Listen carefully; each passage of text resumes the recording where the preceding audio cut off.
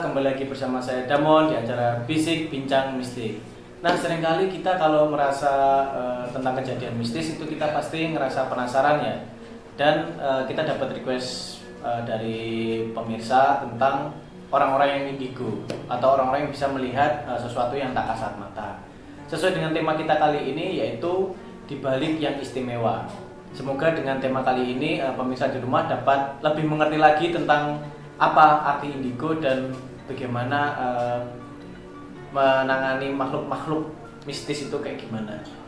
Nah, menyentil juga nanti kita kajian kita akan menyentil tentang pandangan kita dari sudut ilmu dan juga agama. Nah, buat pemirsa di rumah yang punya pertanyaan nanti bisa ditanyakan di Twitter kita @bisik. 3 orang dengan pertanyaan yang super nanti akan dipilih oleh tim kita dan ditanyakan langsung ke narasumber dan dijawab langsung oleh narasumber di segmen terakhir. Nah, langsung saja untuk membuka acara kita kali ini, saya sudah ditemani oleh tamu saya, bintang tamu saya kali ini, dan ini merupakan komunitas. Komunitas ini memiliki keunikan yaitu suka foto tapi dengan makhluk halus. Nah, kan daripada penasaran langsung saja kita hadirkan Ghostbus. Ya, apa kabar Mas dan Mbak? Ya. Gak usah saling Mas. Ini boleh perkenalan satu-satu dulu. Ya, saya Roni. Mas Roni, kemudian Fori. Mas Fori. Yes. Dan Mbak Elo. Mbak Elo. Oke, sebenarnya bisa kasih teaser sedikit nggak sebenarnya Ghostbus ini apa sih? Kan banyak yang nggak tahu tuh Ghostbus. Ghostbus sendiri itu adalah pemburu penampakan sih sebenarnya. Pemburu Ya, penampakan. ya. Ini pemburu yang gimana sebenarnya? Pemburu foto penampakan. Pemburu foto. Ya, Jadi foto-foto di lokasi yang diindikasikan berhantu atau berastral. Oh, jadi kegiatannya kalian kumpul-kumpul terus ekspedisi ke suatu tempat buat Ya. foto-foto yang tak kasat mata. Terus rutinitas Ghostbus sendiri apa? Ya, gathering. 2 minggu sekali dan hunting. Oh, 2 minggu sekali. Oh, jadi ada gathering Ya, juga. ada gathering. Kegiatan gathering itu biasanya ngapain? Ya, kita ngobrolin apakah foto itu hoax atau enggak Oh, gitu-gitu. jadi kayak beberapa- mengungkap fakta-fakta gitu ya. Hmm. Oh, terus kemudian rutinitas satunya adalah hunting. hunting-hunting. Terus biasanya kalau hunting-hunting itu ada tempat, biasanya kan kalau tempat-tempat tuh yang ada hantu-hantunya kan khusus ya biasanya ya. Nggak selalu, kadang kita di request sih sebenarnya dari ada beberapa laporan masyarakat ke kita kayak gitu bahwa lokasi ini angker. Langsung ya tim gitu, Ghostbus ya. langsung ke sana. Ya, betul.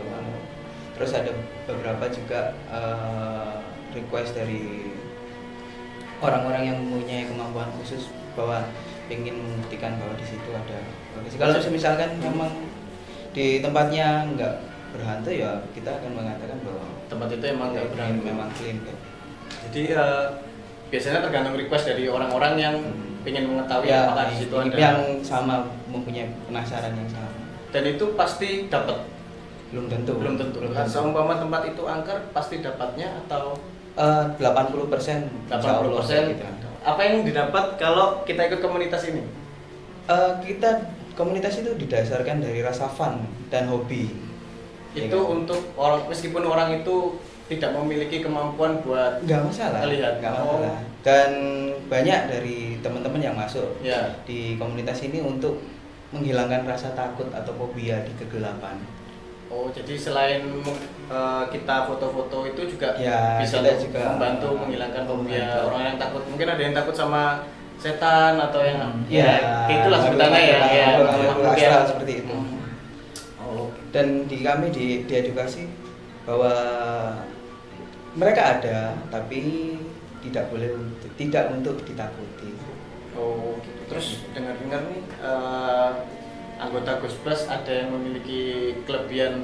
Ini kelebihan apa aja nih yang biasanya dimiliki? Ada spesialis khususnya.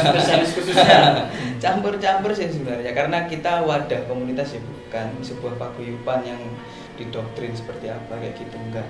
Jadi kita komunitas dengan latar belakang yang berbeda. Jadi campur-campur, ada yang dia mempunyai dasar indigo, ada yang dia belajar di padepokan apa kayak gitu-gitu. Jadi nggak harus yang memiliki kelebihan bisa ikut. Jadi orang biasa sebenarnya bisa. Iya, karena kita komunitas. Dengar-dengar ini juga komunitas Ghostbus ini ada yang bisa menggambar mereka yang tak kasat mata ya? Ya, salah satu aplikasinya sih Ya. sebenarnya. Kira-kira nanti Gus Bas bisa nggak ngaplikasikan buat gambar yang ada di sini? Boleh nanti. Nanti ya? Ya. Oke, pemirsa, sambil kita menunggu persiapan dari Mas Roni ya untuk menyiapkan gambaran yang ada di sini, kita tunggu setelah pesan yang berikut ini. Tetap di Bisik Bincang Mistik.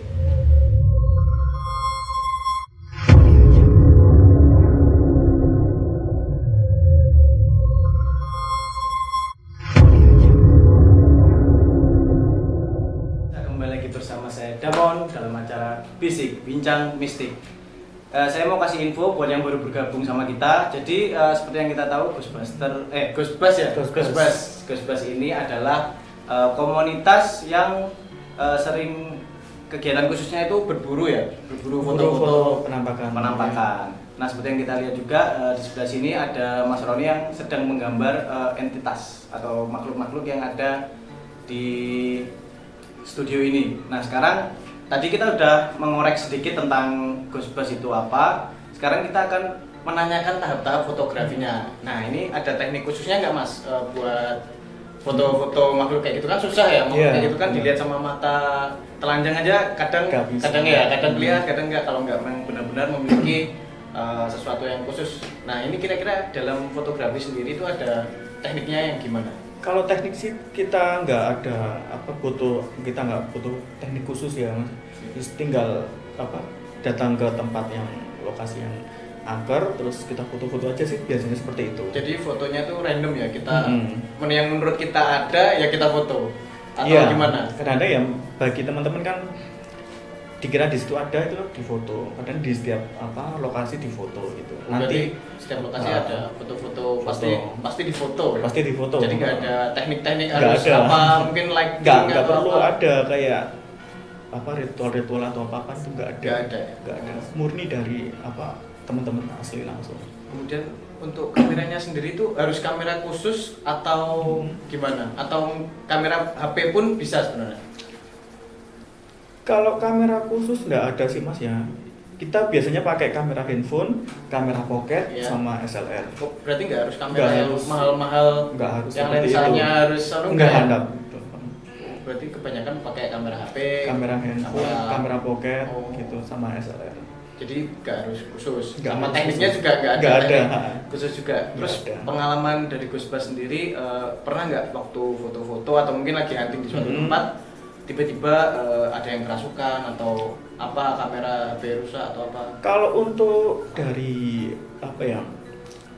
kamera tuh biasanya ada yang sempat ngeblank atau memorinya hilang, kehapus gitu. Terus kalau untuk dari kerasukan atau kejadian-kejadian seperti itu ada. Pernah Pernah juga. ada. Terus gimana pihak Gus Bas ini waktu nanganin ada yang kesurupan atau? Ya kalau untuk penangannya sih ada teman-teman kita yang bisa. Oh emang ada yang benar-benar bisa. Dan mereka juga foto-foto mungkin yang ngasih tahu spot-spot. Iya, kadang itu sini juga ada. Oh. seperti ngasih tolong di foto di sebelah situ gitu, terus atau di sana-sana gitu juga di foto. Jadi udah benar-benar aman ya, orang yang mau ikut komunitas Iya. ini tinggal ikut terus Ikut aja nggak apa-apa. mau tahu gimana sebenarnya kegiatannya Gus Bas sendiri. Oke, terus ini di tangan saya ini ada sedikit review foto yang didapat dari Gus Bas. Ini ada gambar ya. Ini gambar di mana nih Mas kalau boleh tahu? Kalau itu di ini ya kita maaf nggak bisa kasih share iya. lokasinya ya, nanti kan berhubungan sama warga sekitar situ. Oke. Nanti dikira bangunan itu Iya. gitu kan ya. Biasanya orang-orang kan sering kepo Iya, ya, akhirnya datang ke sana. itu di daerah ini Jembatan Merah. Jembatan Merah. Di salah satu gedung tua di daerah Jembatan Merah situ. Terus ini yang ada di foto ini ada di lingkaran merah ini apa Mas? Iya, itu kan kayak berbentuk Iya, kayak anak wajah. kecil ya. Kayak wajah orang Iya, kita itu kalau foto biasanya itu 2 kali Mas. dalam Jadi satu tempat yang sama. Jadi kita sebenarnya bisa ada membuktikan foto. kalau memang di situ ada dan sama yang sudah dan sebelumnya gitu. Itu untuk membuktikan kalau memang di situ benar ada. Oh, oke. Kemudian ini juga ada foto yang kedua. Ini ada tulisannya bentuk wajah di lokasi Iya. yang sama. Berarti ini yang tadi juga ya? Iya. Oh berarti gambar 1 dan gambar 2 ini Gambar sebenarnya 1 dan gambar 2. spot yang sama. Spot yang sama kan sama di kotak-kotak itu, tapi yang Oke. di sini ada makhluknya, yang di sini nggak ada. Oh, jadi untuk pembuktian bahwa sebenarnya Mm-mm. makhluk itu bisa ditangkap juga ya melalui Iya. lensa kamera. Oke. Nah, setelah kita tahu tentang Ghostbusters, kita juga akan mendatangkan bintang tamu. Dia ini adalah seorang yang indigo, seorang indigo. Apakah orang ini juga akan membantu kita dalam nanti ya dalam tanya jawab kita tentang hal-hal yang ini kan dari segi fotografi, dari segi Ghostbusters. Nanti kita akan juga undang bintang tamu ini dalam segi orang yang indigo. Langsung saja kita panggil Evelyn.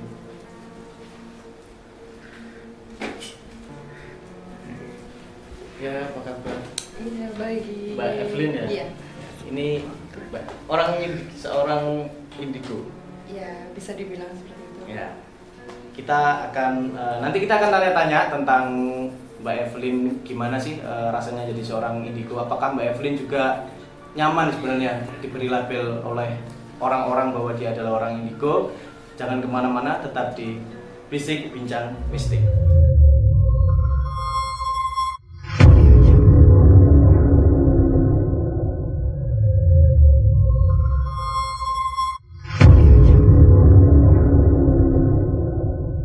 Masih di Bisik Bincang Mistik. Ya, kita tadi udah kedatangan satu bintang tamu yang akan berbagi kisahnya tentang gimana rasanya menjadi seorang indigo. Ya, Mbak Evelyn ya, apa kabar? Iya, baik. Ini untuk Ghostbusters nanti dulu ya pertanyaannya. Kita mau tanya-tanya sama Mbak Evelyn dulu. Ya, Mbak Evelyn, ini Mbak Evelyn kan seorang indigo awalnya. Kira-kira gimana sih reaksi orang-orang sekitar ketika tahu pertama kali Mbak Evelyn ini ternyata seorang indigo? Pas waktu saya kecil itu mungkin saya lebih banyak didiskriminasi sama orang-orang. Kalau misalnya mereka nganggap saya tuh kok kamu aneh sih. Tapi semakin lama terus habis itu SMA itu teman-teman saya tuh malah kamu lo keren sebenarnya. Oh, Kamu bisa lihat-lihat kayak gitu tuh kamu keren gitu. Jadi ketika lebih dipujinya itu ketika udah di SMA gitu ya. Kalau waktu masih SMP tuh kayak orang-orang juga masih awam gitu, apa sih kamu kok aneh sih gitu loh. Kadang soalnya saya sering ngomong-ngomong sendiri Oh, gitu. kayak gitu. Ya seperti itulah. Oh jadi Mbak Evelyn ini sadar ketika dapat melihat mereka itu waktu masih kecil. Kalau pastinya saya kapan bisa lihat itu saya nggak tahu. Tiba-tiba saya udah besar, saya udah bisa lihat gitu aja. Bisa tiba-tiba udah Tiba-tiba langsung. tiba-tiba langsung oh berarti kamu bukan manusia gitu. Maksudnya tahunya itu juga pas besar-besar ini Tiba-tiba sebenarnya. juga? Iya.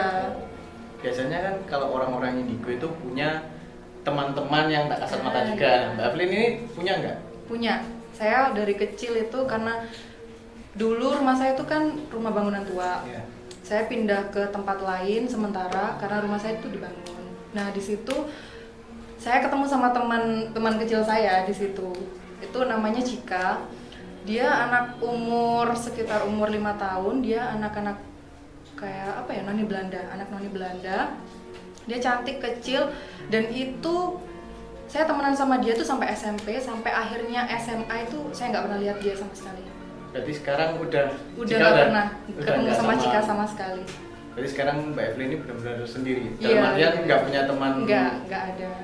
Nah, terus kan seperti yang kita tahu indigo kan ada banyak nih. Iya. Ada yang bisa lihat, ada yang bisa berkomunikasi, Iya. terus ada yang bisa lihat masa lalu, masa depan orang, lihat aura. Nah, kira-kira Mbak Evelyn ini termasuk yang indigo yang gimana?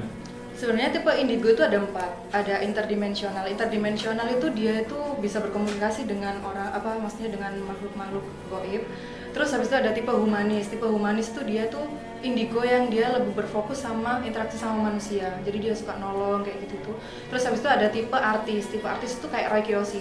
Rai Kiyoshi itu tipe artis, dia tuh lebih seniman. Kayak masnya ini mungkin kalau indigo bisa jadi tipe artis. Terus ada tipe konseptual. Tipe konseptual itu dia jenius, kayak nanti dia bakal jadi profesor kayak itu. Tapi kalau saya lebih ke interdimensional sama humanis.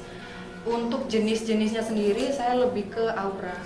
Oh, jadi bisa lihat Iya, aura orang. semua orang indigo itu punya karakter itu semua, kayak lihat aura, terus habis itu lihat makhluk gaib, terus habis itu dia bisa melihat masa lalu dan masa depan. Semua indigo itu pasti bisa. Tapi enggak. Tapi tergantung dia itu Tergantung ya. lebih fokusnya kemana. Oh, jadi ada ilmu buat fokusin diri sendiri Iya. ya. Ada apa ya istilahnya? Meditasinya sendiri buat Iya, ada meditasinya lebih ke sendiri. mananya. Iya, ada kelebihannya sendiri. Itu Mbaknya baru sadar ketika bisa melihat aura itu juga pas ketika udah melihat makhluk-makhluk itu, atau tiba-tiba pingin belajar sendiri menambah? Kalau aura itu dari dulu emang bisa lihat aura, dari dulu, dari kecil. Jadi secara nggak langsung? iya, waktu itu saya nyadarnya waktu saya ke Trombulan sama orang tua saya, tiba-tiba di guci itu kayak ada apa? Kayak pancaran cahaya gitu loh, ada guci, ada apa kayak tempeh atau apa itu samping-sampingnya tuh kayak ada cahaya-cahaya gitu itu. Nah, waktu saya tanya ke papa saya ternyata itu namanya itu pancaran aura. Nah, sehingga itu saya tahu bahwasanya itu tuh aura. Asik gak sih jadi orang indigo? Dibilang asik sih asik, tapi kadang juga tertekan sebenarnya. Tertekan? Iya. Kalau disuruh milih antara mending jadi orang indigo atau orang normal, Mbak Evelyn lebih milih mana? Pasti orang normal. Oh, jadi mesti lebih milih orang normal. Iya. Padahal kan katanya lebih kata teman-temannya lebih hebat, asik kalau punya keistimewaan. Kan jarang setiap orang punya keistimewaan bisa lihat hal seperti itu. Iya sih, tapi saya lebih memilih jadi orang normal. Saya menyesal jadi Iya. seorang indigo. Iya, benar. Oke, ini tadi kita juga dapat info. Ini tunggu dulu ya Mbak. Ini ada Mbak Elo. Dari tadi kita sudah menantikan segmen ini sebenarnya. Mbak Elo dengar-dengar punya pengalaman yang bisa dibilang jarang banget orang ngalamin peristiwa kayak gitu. Kira-kira Mbak Elo mau cerita nggak tentang pengalamannya? Biar orang pemirsa di rumah tahu. Ya, kebetulan kan dulu saya tuh pernah dibilang orang itu entah itu mati suri atau pingsan atau koma, aku juga nggak ngerti ya. Tapi waktu itu pun kecelakaan sih awalnya, kecelakaan. Habis itu sampai sekarang pun tuh kalau ditanyain tentang gimana kecelakaannya sampai bisa jatuh tuh nggak tahu, nggak inget. Cuman sampai sekarang yang aku inget itu ini sih, proses aku lepas istilahnya, Lepas sukma. iya.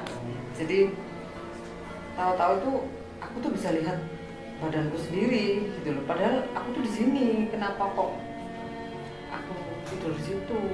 Dan ibu aku ya, Iya. ibu aku tuh nangis, dan orang-orang di sekitar itu juga banyak kan dan nangis gitu. Aku nih masih hidup gitu loh, kenapa harus ditangisi kan gitu. Waktu itu kan badanku sih ya ini sih sudah entah itu sudah dikain kafan atau apa, cuman kelihatan sudah sewek, ditutupi sewek kain gitu loh, ditutupi kain itu. Terus aku berusaha menjamah ibu dan yang lain-lain itu, tapi nggak bisa. Jadi akhirnya kan aku yakin kalau aku itu belum mati gitu, aku masih hidup. Akhirnya kan di situ tuh aku mengalami perjalanan ya, mungkin kalau orang awam mungkin dipikirnya entah aku tuh gila atau apa, tapi memang aku pernah alami itu gitu loh. Jadi aku tuh kayak berjalan di awan gitu, jadi badan tuh rasanya sudah enteng banget gitu, tapi memang kita sudah nggak punya rasa capek, rasa apapun itu sudah nggak ada. Di proses perjalanan itu tadi kan aku jalan aja terus nih, sambil aku yakin kalau aku ini belum mati, ya Allah, aku ini belum mati. Terus aja sih jalan. Nggak ada yang aku lihat, warnanya cuma sama, biru dan putih, itu aja. Terus sampai akhirnya aku tuh menemukan satu titik kecil banget, itu jauh, warnanya itu kuning. Aku akhirnya kan diantara warna yang beda kan cuma warna kuning itu aja yang beda. Akhirnya fokusnya aku ke titik itu aja tadi. Tapi kok titik ini nggak besar-besar, cuman segitu-gitu aja gitu loh. Ya Allah, kok aku nggak nyampe-nyampe ya. Aku ini masih kepingin hidup, aku ini belum mati, aku masih banyak yang harus saya lakukan. Akhirnya aku berusaha jalan terus. Lama-lama titik kecil itu tadi itu semakin lama semakin besar, semakin menjadi sebesar lilin, sampai akhirnya dia menyerupai bentuk pintu. Tapi bentuknya cahaya. Itu masih jauh atau udah dekat? Sudah dekat. Akhirnya begitu cahaya itu tadi berbentuk, maksudnya bentuknya itu ya cuma kotak gitu aja sih, kotak itu. Tapi dia cahaya warna kuning gitu. Akhirnya Bismillah, aku masuk nih. Orang kalau pernah ngerasain kesedot debu itu, alat sedot debu itu rasanya seperti itu. Jadi kayak kesedot tapi seluruh badan. Ya, kayak kesedot gitu. Nah, di antara aku ini kesedot itu tadi, ternyata cahaya kuning itu tadi itu lantunan doa-doa yang menunjukkan jalan pulang buat aku. Jadi aku tuh yakin banget kalau doa-doa kita, mungkin kadang orang aku nih berdoa kayaknya sia-sia, nggak ada yang sia-sia sebenarnya.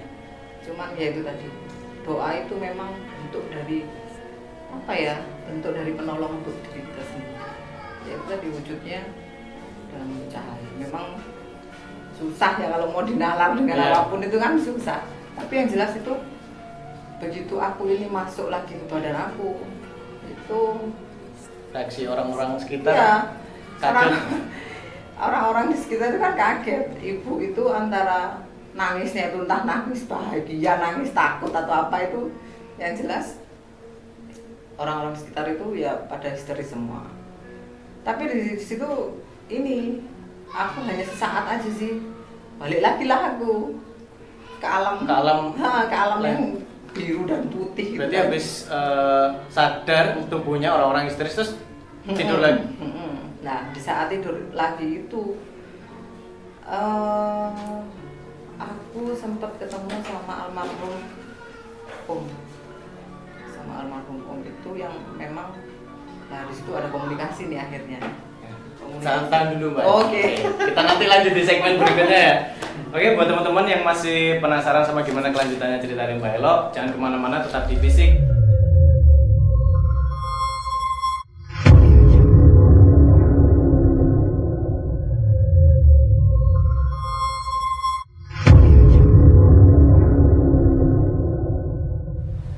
Balik lagi di Bisik, bincang mistik. Nah, tadi kita udah dengerin ceritanya Mbak Elo, tapi masih belum selesai nih. Tadi kita udah dengerin gimana ceritanya Mbak Elo, sempat mati suri, kemudian balik lagi ke tubuhnya, terus balik lagi ke alam sana. Nah, kita mau dengerin kelanjutan ceritanya Mbak Elo, silakan. Tadi itu kan sampai akhirnya aku balik lagi bertemu sama omnya Mbak Elo. Kan. Terus di situ kan kita ini waktu itu ada komunikasi itu Om tadi tuh bilang kalau kamu di sini aja. Gitu. Oh, itu berarti omnya Mbak Ella memang sudah meninggal, sudah lama. Nah, itu terus kan Om itu kan cuma bilang kamu di sini aja, nggak usah kembali. Nanti kalau kamu kembali itu banyak masalah, susah lah di sana. Dia menceritakan justru kalau kehidupan di dunia itu susah lah, intinya susah gitu. Terus akhirnya kan Om ini seperti mau menggandeng gitu, mau menggandeng itu. Nah, di antara aku tuh mau menggapai tangannya Om itu tadi itu kan tiba-tiba itu seperti kayak ada hempasan kayak, tapi itu yang aku lihat itu cuma sebagian sih, dan itu lengannya itu gede banget. Jadi aku percaya banget kalau kita manusia itu memang kecil sesemut. Karena apa? Aku memang berada di telapak tangan yang gedenya itu banget, dan memang aku tuh kecil banget, dan hempasannya itu mungkin kalau dibilang itu puting beliung atau angin-angin yang kencang bisa memporak-pondakan itu, ya itu memang karena ya nggak tahu tuh tangannya Siapa? Heeh. Tapi yang jelas setelah diambil sama tangan itu tadi, aku memang balik lagi ke Tubuh badanku, saya. ke tubuhku lagi, dan ini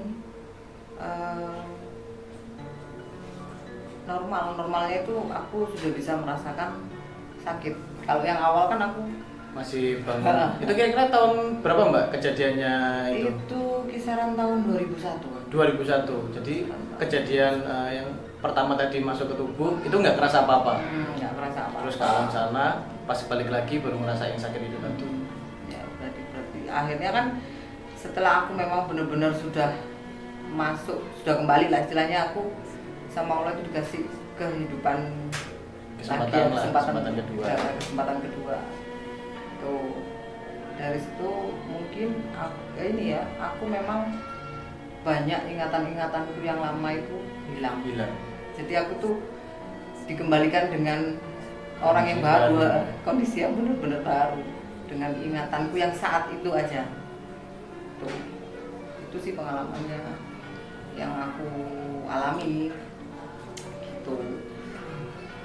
Kalau mau ngomongin banyak sih sebenarnya, kan juga berhubungan sama teman-temannya ini kan juga punya pengalaman macam-macam juga kan gitu.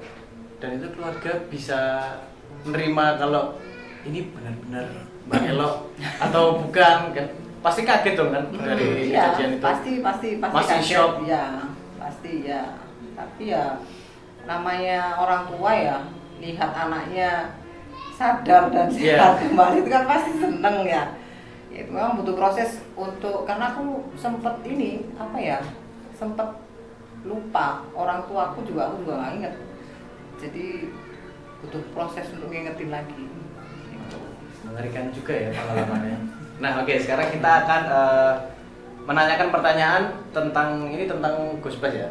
Jadi tadi kan kita sudah tahu Ghostbus ini adalah perkumpulan ya, komunitas yang mengambil foto-foto mereka, foto-foto makhluk yang tak kasat mata ini menggunakan ilmu fotografi. Nah, menurut Mas tuh gimana?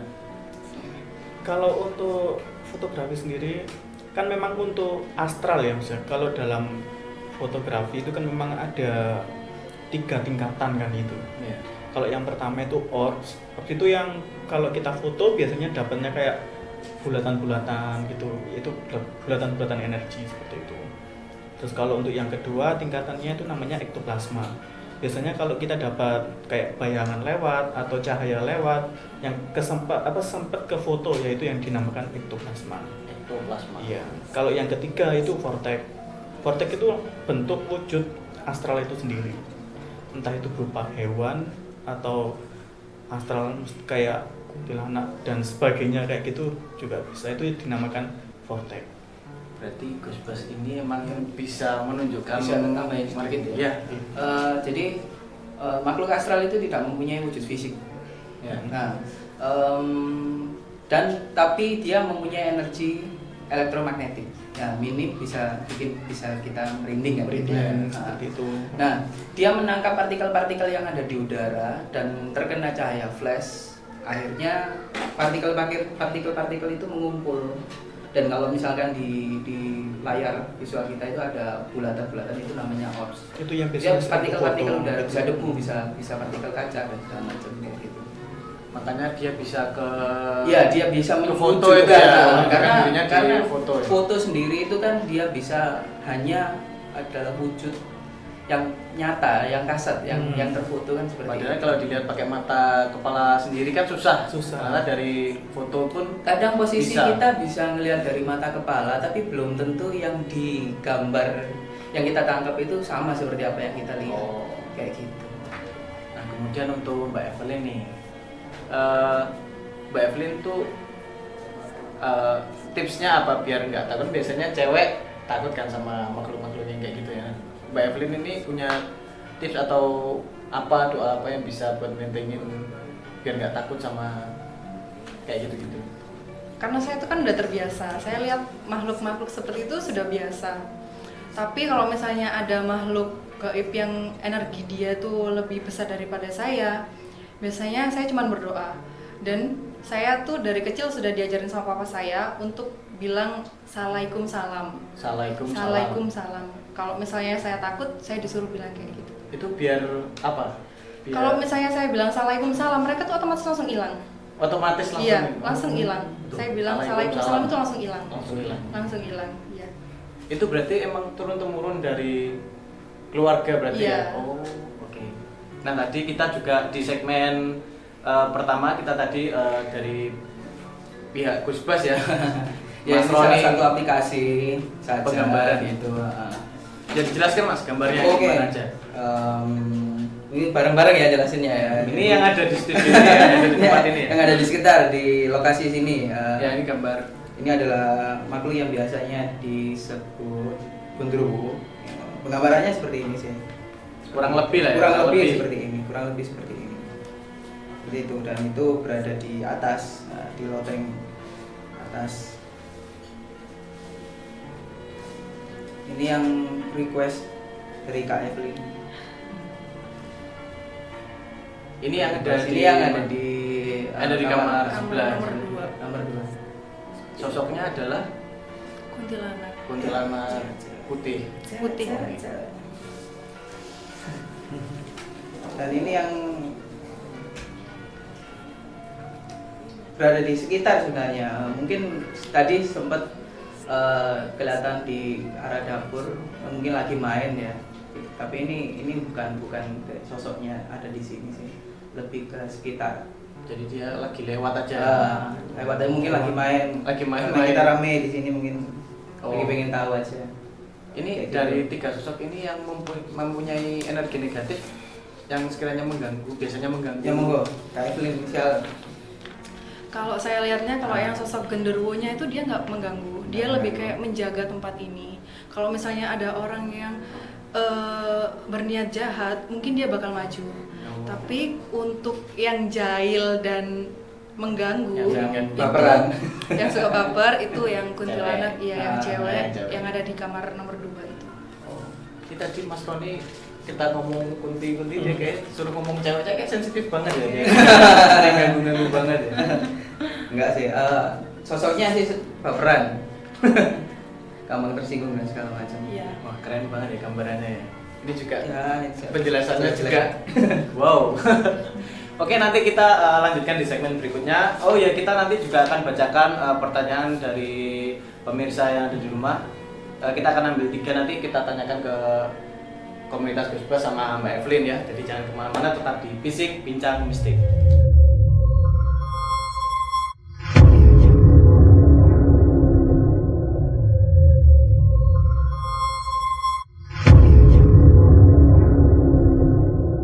Masih di Bisik Bincang Mistik. Nah, kali ini kita akan kita udah milih nih 3 pertanyaan super yang udah dipilih oleh tim yang akan ditanyakan langsung ke bintang tamu kita kali ini. Nah, pertanyaan pertama ini ternyata untuk Kak Evelyn. Dari @adcika. Gimana saran Mbak Evelyn ketika orang lain menyadari dirinya spesial? Kalau itu sih lebih pribadi sih. Kalau misalnya saya sendiri menyikapi diri saya yang seperti ini, yang memiliki kelebihan, saya lebih ke ya udahlah, memang saya berbeda sama orang lain. Tapi itu tidak membuat saya itu minder dari orang lain. Jadi saya lebih percaya diri, saya melakukan hal apa yang seharusnya saya lakukan. Nah, itu ya. @adcika jawabannya dari Mbak Evelyn. Kemudian ini untuk sahabat Gusbas. @alif danur, bagi tips supaya nggak takut saat hunting dong Kak. Wah, gimana? Ini mungkin salah satu atau gimana? Rembukan dulu. Tipsnya biar nggak takut waktu hunting foto.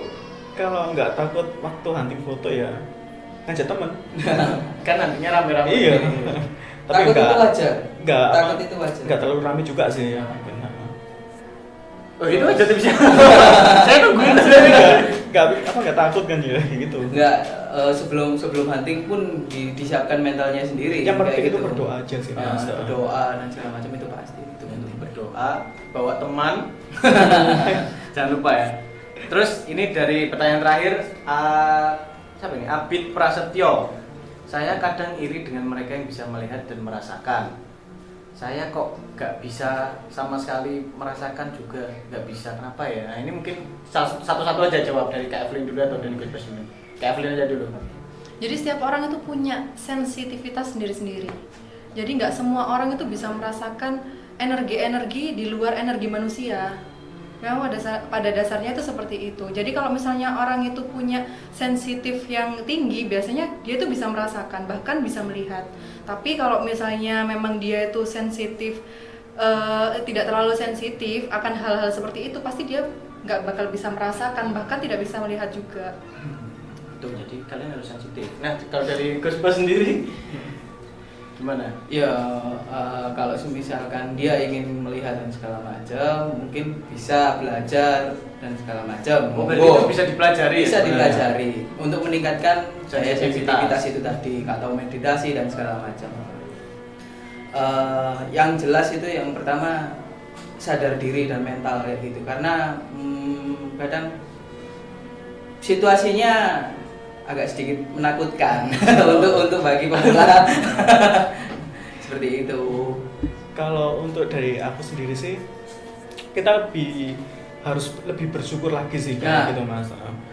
Jadi kalau kayak apa, kita tidak diberikan diberikan seperti itu keistimewaan. ya, keistimewaan seperti itu ya itu kan memang rencana Tuhan. Kalau kita memang nggak Kita bisa emang gitu nggak ya, kuat, siapa tahu. iya. Ya.